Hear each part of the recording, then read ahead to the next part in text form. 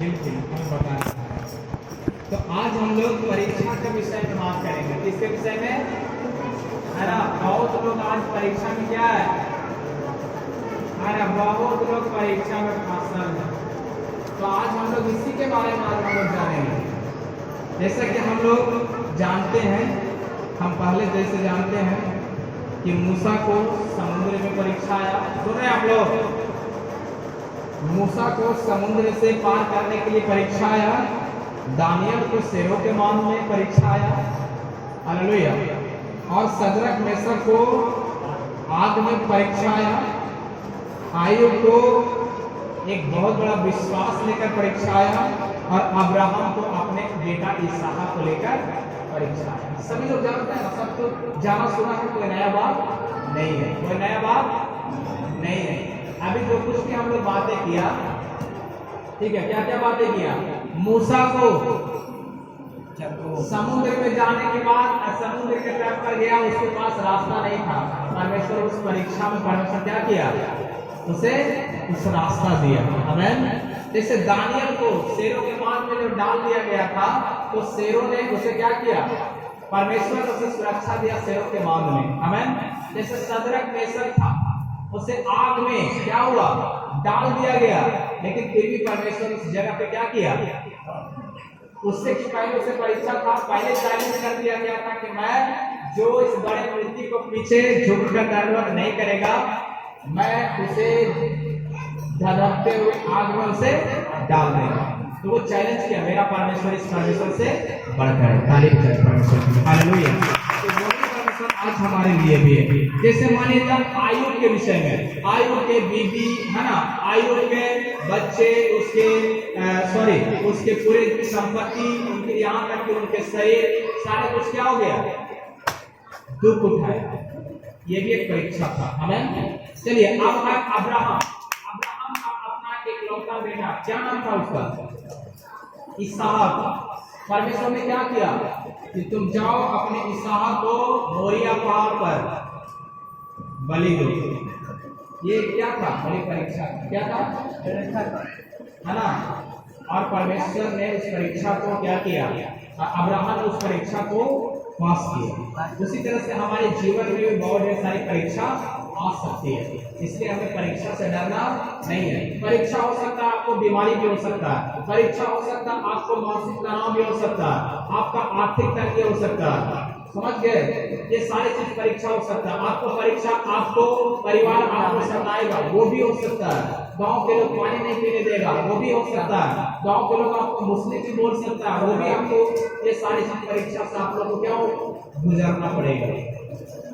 समझ गए? ये बेसिक चीज आप लोग बता रहे हैं, ध्यान से सुनिएगा, ठीक है? तो ये परीक्षा जो है केवल हमारे पहले के लोगों के लिए नहीं था, जो आज भी विश्वास कर रहा है ना, उसके लिए परीक्षा आने वाला, उसके लिए भी परीक्षा बाइबल बताती है कि तुम्हें पकड़कर बंदीगिरी में या पंचायतों में ले जाकर करके सौंपा जाएगा और तुमसे पूछा जाएगा कि तुम कितने लोगों को, है ना, धर्म परिवर्तन करवाए, कितने लोगों को चावल दिया, कितने लोगों को दाल दिया, कितने लोगों को पैसा दिया। समझ गए? अगर विज्ञान पर किसी तरह का अटैक आता है मसीह विरोधी को लेकर, तो वो सबसे पहले हम रहेंगे टारगेट। ठीक है? हम ही से पूछा जाएगा। ये हमारे लिए परीक्षा हो सकता है। आमीन। और बात सवाल ये उठती है कि हमारे पीछे कितना लोग होगा, क्योंकि यीशु मसीह को भी बहुत लोग साथ छोड़ दिया चलते हैं, है ना। यीशु मसीह को पकड़वाने वाला कौन था? बोले उसके अपना चेला था, नहीं था। जानते हैं आप लोग? कितने लोग जानते हैं? जानते हैं ना कि यीशु मसीह को पकड़वाने वाला जो था वो उनका साथ साथ चलने वाला था। आमीन। तो ये सारी चीज परीक्षा हो सकती है। आमीन। चलिए आगे चलते हैं। देखिए बाइबल में परीक्षा दो प्रकार की होती है, जैसा कि आप लोगों को पता है। चोरी करना, है ना, व्यभिचार करना, ये वन टाइम परमेश्वर की ओर से नहीं बल्कि वो शैतान की ओर से परीक्षा होती है। यदि हमारे ऊपर विपत्ति आती है, किसी बीमारी को लेकर ध्यान से सुनिएगा, फिर बाद में बोलेगा कि हम नहीं समझे। ठीक है, हम बीमार में पड़ जाना, हम समस्या में पड़ जाना, ये परमेश्वर की ओर से प्राप्त है, ये परमेश्वर की ओर से परीक्षा। परीक्षा कितने तरह का? परीक्षा कितने तरह का? नहीं समझ में आ रहा? परीक्षा कितने तरह का? कौन कौन? पहला परीक्षा, यदि हमें चोरी करने का इच्छा हो रहा है तो किसकी ओर से? क्यों? यदि हमें चोरी करने के लिए इच्छा जाहिर हो रहा मन में, तो ये परीक्षा किसके तरफ से? क्यों शैतान की तरफ से? क्योंकि दीपक जी समझ रहे हैं इसको, हमारे अंदर चोरी करने की इच्छा है तो ये शैतान की ओर से आती है, इसमें परमेश्वर की जरा सा भी इच्छा नहीं है कि आप चोरी करें।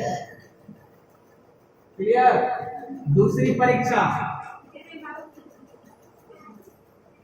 दूसरी परीक्षा यानी कि हमारे समस्या यानी कि क्लेश या विपत्ति या संकट बोल सकते हैं। यदि हमारे पास ये सारी चीजें आती है तो किसके ओर से?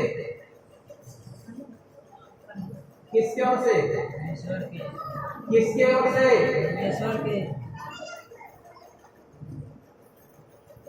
नहीं सुना? यदि हमारे मन में पाप, सॉरी, चोरी करना भी तो क्या है?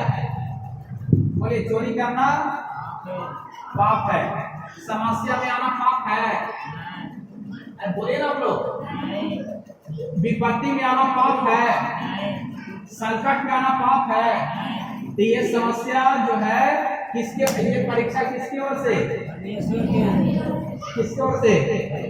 परमेश्वर की ओर से। ये चीज को याद रखिए, ये जो है ये परमेश्वर की ओर से आ सकती है हमारे पास, क्योंकि पाप में डालकर परमेश्वर आपको परीक्षा नहीं लेती। इसका मतलब बच्चा जाएगा तो ज्यादा लेट हो जाएगा। ठीक है, इस चीज को याद रखिए।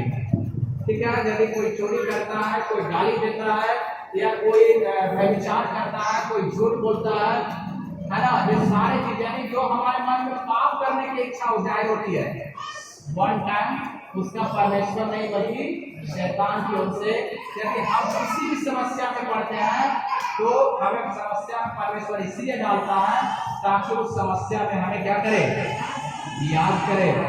आज सारा लोग कोई बीमारी से, कोई शैतान से, न जाने किसी अन्य विपत्ति से आज इस जगह पे आए है ना।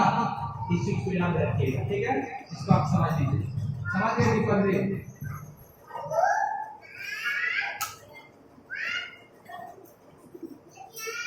हालेलुया। चलिए अब हम बात करते हैं कि आज हर किसी को, यहाँ पे लिखता है कि पहले कुरिन्थियों का 10:13 में लिखा हुआ है, हम पढ़ेंगे नहीं। यहाँ पे लिखता है कि ऐसे ऐसे संसार में संसार में कलेश समाता जाएगा। जैसे लिखता है कि जैसे जैसे प्रभु का आना निकट होगा, सुने आप लोग, कि जैसे जैसे प्रभु का आना निकट होगा वैसे वैसे शैतान वैसे जो है ये संसार विपत्ति में क्या हो जाता चला जाएगा? समाते चला जाएगा। हालेलुया। जैसे कि एक बहुत बड़ा फ्रैक्चर है कोविड-19 को लेकर, पशु की छाप है ना, ये सारी चीज। जैसे हर एक किसी व्यक्ति को सांसारिक आशीष चाहिए या चाहिए नहीं चाहिए। देखिए एक चीज आप लोगों को बता रहे हैं कि कोविड-19 एक बहुत बड़ा परीक्षा था। क्या था? एक बहुत बड़ा परीक्षा था जो पूरी दुनिया को मिला दिया, पूरी दुनिया की। आमीन।